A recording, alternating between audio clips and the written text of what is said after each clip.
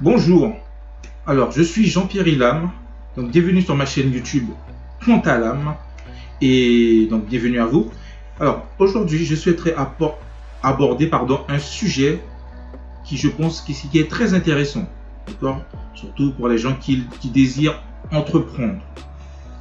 Donc on croit toujours effectivement que créer une entreprise, créer un business, d'accord, il faut un gros capital, il faut une grosse structure, etc., etc.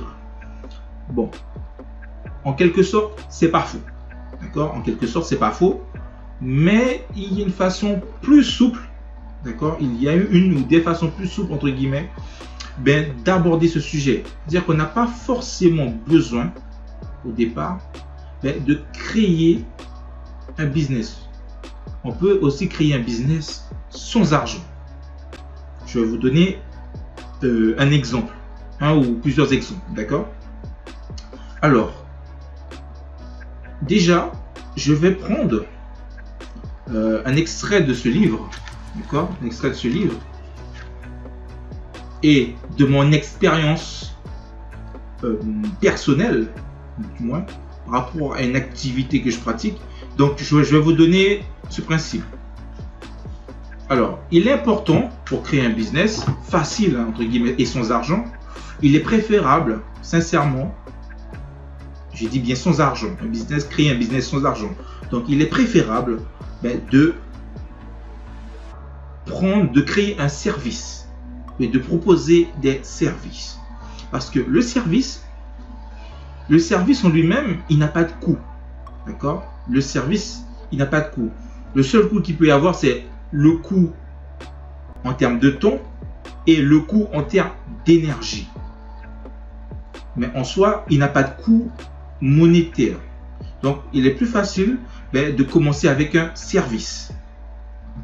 Donc, je vais lire une des formes de valeur que propose ce livre qui se nomme Le Personnel MBA de Geoff Kaufman. Donc, c'est un livre que je recommande. Alors, un service consiste à aider ou à assister quelqu'un en échange d'une rétribution. Si vous voulez créer de la valeur via un service, vous devez être capable d'apporter un avantage quelconque à votre client. Pour être prospère, une entreprise orientée service doit avoir des employés qui possèdent une compétence, un talent ou une capacité que les clients réclament, mais ne peuvent pas ou ne veulent pas mettre en œuvre eux-mêmes. Veillez à ce que le service qu'elle offre soit toujours de qualité optimale, attirer des clients et les fidéliser. Donc, il y a un exemple qui est donné dans ce livre et je donnerai un autre exemple, d'autres exemples personnels. Un salon de coiffure est un bon exemple d'activité de service, effectivement. Une coupe de cheveux n'est pas un produit. Vous ne pouvez pas en acheter une, c'est-à-dire le service en question, dans un rayon de magasin. Le service est la série d'actions que le coiffeur met en œuvre pour créer la nouvelle coupe que vous souhaitez. C'est en ce sens que les médecins, les designers indépendants, les ostéopathes, les jardiniers, paysagistes et les consultants sont des prestataires de services. Les services peuvent être lucratifs, en particulier si les compétences qu'ils réclament sont rares, difficiles à développer, mais ils sont difficiles à dupliquer aussi. Bref, un service nécessite par le prestataire du temps et de l'énergie, ce que je viens de vous dire. Donc, ça nécessite du temps et de l'énergie. Deux ressources qui, par nature, sont limitées, sont aussi rares et aussi limitées. Un chirurgien ne peut faire que quelques opérations par jour. C'est un exemple. Si vous développez un service, veillez à vous faire suffisamment rémunérer pour le temps que vous consacrez quotidiennement à fournir ce service à vos clients. Sinon, vous allez vite vous apercevoir que vous travaillez trop dur pour une rémunération insuffisante. Donc voilà, donc ça c'est un livre que je vous conseille, il est juste magnifique, quoi. Il est, voilà. C'est une tuerie, comme dit l'expression. Alors,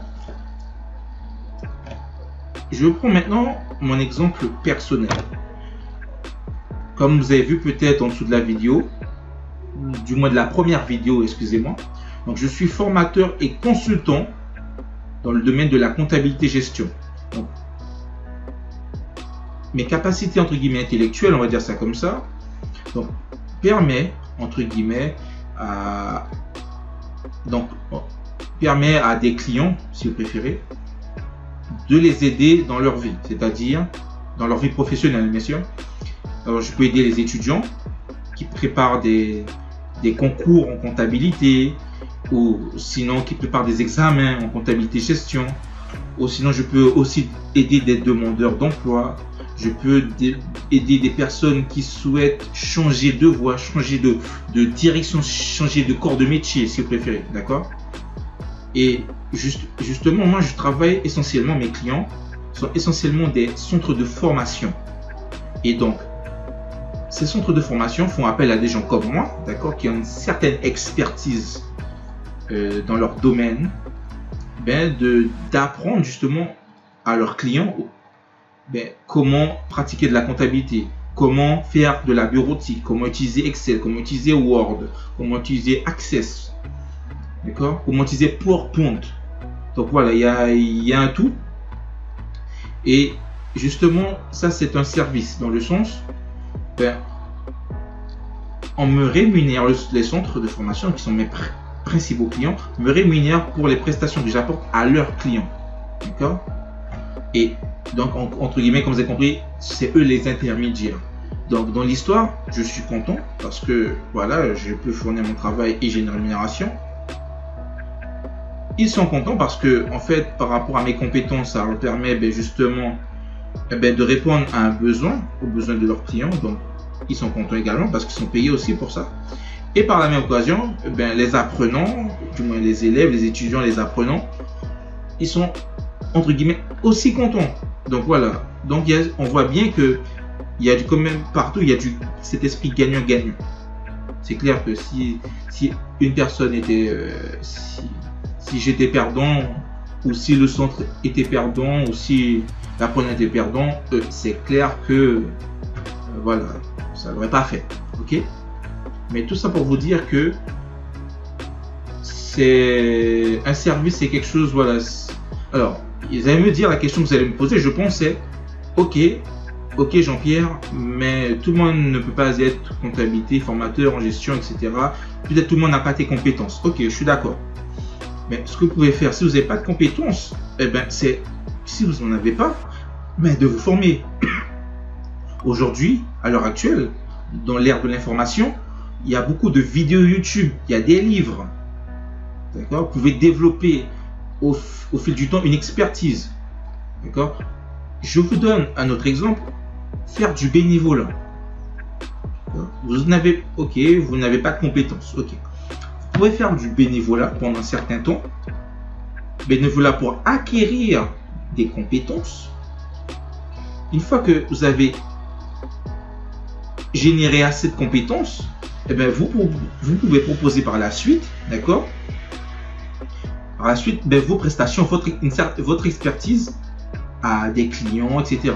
Donc, si vous savez comment faire, je sais pas moi, faire de la comptabilité, imaginons, je donne un exemple, vous avez fait du bénévolat ou un stage, du moins, dans un service de comptabilité, vous avez appris certaines choses.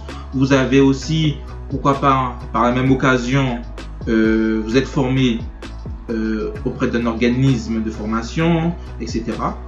Et donc vous avez une certaine compétence en la matière, et de ce fait, vous pouvez proposer vos services à des personnes qui sont intéressées, d'accord ?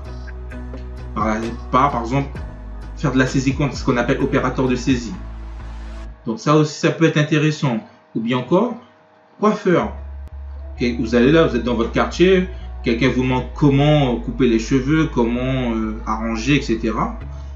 Et voilà, c'est bon.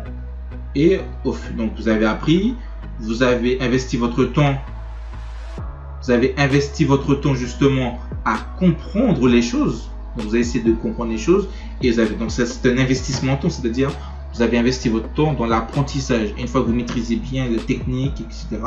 Maintenant là, vous proposez vos services justement et vous êtes rémunéré pour ça justement. D'accord? Donc voilà, voici quand même des exemples de business, d'accord, sans frais, sans capital que vous pouvez. Et justement, les services, c'est bien ça. Je vous donne un autre exemple, hein, d'accord. Vous savez, par exemple, vous avez un petit budget, 100 euros. Tout le monde peut avoir 50 euros, 100 euros. Vous pouvez demander à quelqu'un en passant, votre maman, votre papa. Et vous avez des vidéos YouTube. Comment, je sais pas, faire un gâteau au chocolat. D'accord? Et pendant certaines, il y a des périodes où les gens, voilà, peuvent acheter facilement du gâteau au chocolat. Alors, vous regardez sur YouTube comment faire vos gâteaux au chocolat, vous entraînez, vous investissez en vous-même, etc. Sinon, vous apprenez avec quelqu'un comment faire un gâteau. Et par la suite, quand vous devenez assez bon, justement, que vous faites goûter vos gâteaux et les gens apprécient, ce que vous pouvez faire maintenant, c'est de faire des gâteaux pour pouvoir les vendre. D'accord? Exemple, voilà, tas d'exemples, mais simple. Hein. Donc voilà, je vous donne pas de méthode extraordinaire, c'est des choses assez basiques, simples à mettre en place. Comme ça, vous pouvez générer du cash pour faire autre chose. D'accord? C'est-à-dire avoir des activités à cash, entre guillemets, des petits business qui vont vous permettre de générer de l'argent pour pouvoir soit investir des choses comme l'immobilier, la bourse, qu'importe, d'accord, dans d'autres systèmes d'entreprise, soit développer des choses, d'accord, développer un logiciel par exemple, donc je dis ça, d'accord, ou vous pouvez faire aussi, du consulting, c'est-à-dire vous avez comme une certaine expertise, ce que je fais, entre guillemets, ce que je propose, comme si vous avez une expertise en mathématiques, vous pouvez monétiser, d'accord, vos connaissances en échange d'une rémunération. Donc ça peut se faire entre particuliers, ou vous pouvez aussi le faire dans le cadre, je sais pas, dans un centre de formation, d'accord, si vous en avez les capacités. Donc voilà. Donc je vous dis, si vous voulez créer un business, donc formez-vous si vous n'avez pas de compétences, d'accord. Formez-vous dans un domaine qui vous plaît déjà, et ensuite c'est un investissement en temps.